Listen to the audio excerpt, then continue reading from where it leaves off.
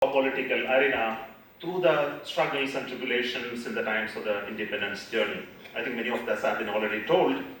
But then his leadership really showed up in some of the great movements that we had in the past.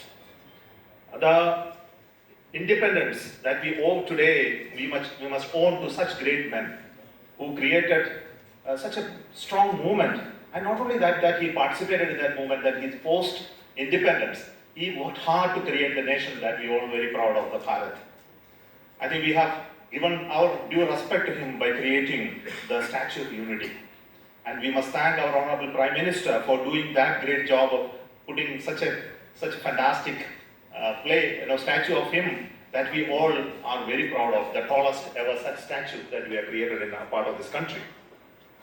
He also knows Sardar Patel was not just part of the freedom struggle, but he created the India today. He has been the promoter of one of the important activity, the liberal policy of the industrial policy, which is that we enjoy today.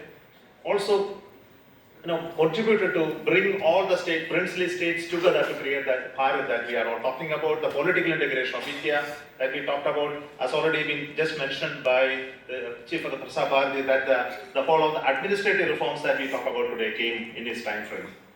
And we also know him as the Iron Man of India, and we honor him today in his birthday, the 31st of this month. And thank you so much for giving me this honor to speak in his memory today. So when we talk about space, all of you know about ISRO, the Department of Space, but then what we need to realize today is that the whole of the space ecosystem is changing dramatically all around us. So in the fast changing domain of space, we also are aware that we are also changing so much. The Department of Space and its arms are going through a great reform as announced by the Government of India. The Space Act reform announced in 2020 created new entities in Department of Space. The ISRO is well known to you. Indian Space Research Organization is the primary space agency of the nation where the research and development takes place. We created other entities in Department of Space called the InSpace. Today the InSpace is going to regulate, promote and handhold the private ecosystem and then create a vibrant space economy. We also have the public sector undertaking NSIL, New Space India Limited, converting whatever we did in the space sector into production of materials or production of rockets, satellites, and also convert into the business opportunity. While we work on these entities in Department of Space, we also have the domains which goes from building the rockets, we call them space transportation system, building the space infrastructure called the satellite building. We have the human spaceflight program, we have the Earth observation and applications program, and also the capacity building. Creating capability in industries, creating capability among academic institutions, researchers.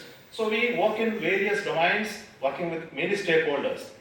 Industries, academic institutions is one of the strengths that we have today. But all of us are really excited to see a launch. I don't know how many of you had the fortune to look at a launch of a rocket.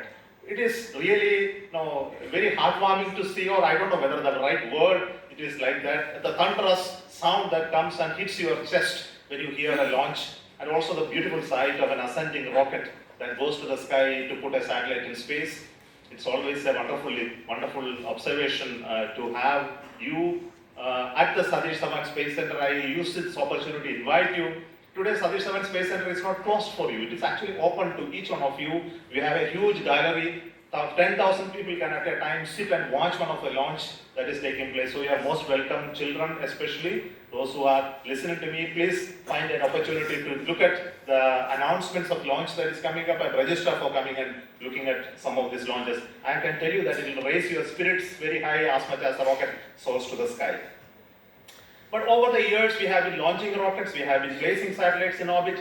You look at the tally of what we have done is really astonishing for a country like us. I think when we started this whole program in the 1960s, we were launching small rockets to space while other nations were putting men on the moon. So you know the gap that existed between us and the other nations. And this gap that existed, we have bridged substantially over the last so many years, putting us as a leading spacefaring nation today, having the ability to build our own rockets, build our own satellites, and launch it from our own soil. It's not a mean achievement for a nation like India. And we have done not only did so many launches, like hundreds of launches and almost hundreds of satellites that we have put in space. We not only did that, we also launched almost 400 plus satellites of other nations using our rockets from India, almost 34 countries. We did a lot of research activities in creating new technologies and innovations in space sector. I think all of these are showing up results now in the form of assets that we have created in space ecosystem. They are in the form of spacecrafts that are there. We have 50 plus size spacecrafts in orbit today. They are in the domain of communication, almost 18 of them. Earth observation, that is the eyes from the space, which is almost 22 of them. We have 9 navigation satellites and the science missions that all of you know about the Chandrayaan, Mangalyaan, Aditya, Exposat, etc. So we have this many of the satellites now, along with other thousands of satellites up there. But then it's not just the satellite that we have. We have produced connect to the stakeholders who are actually using this the satellites in a big way. The communication, I think Akashvani and Doordarshan are the users of the satellites in the form of television broadcasting, digital services. We have connectivity of internet. We have also connectivity to various stakeholders who uses our networks.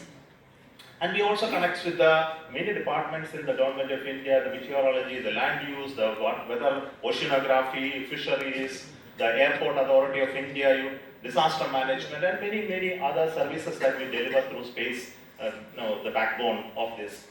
We also have the NAVIC ecosystem, which is providing the position navigation timing services called the NAVIC, and of course the science missions of Chandrayaan, Aditya L1. We provide scientific data to the researchers who are interested in space domain to work in the cutting edge of this research.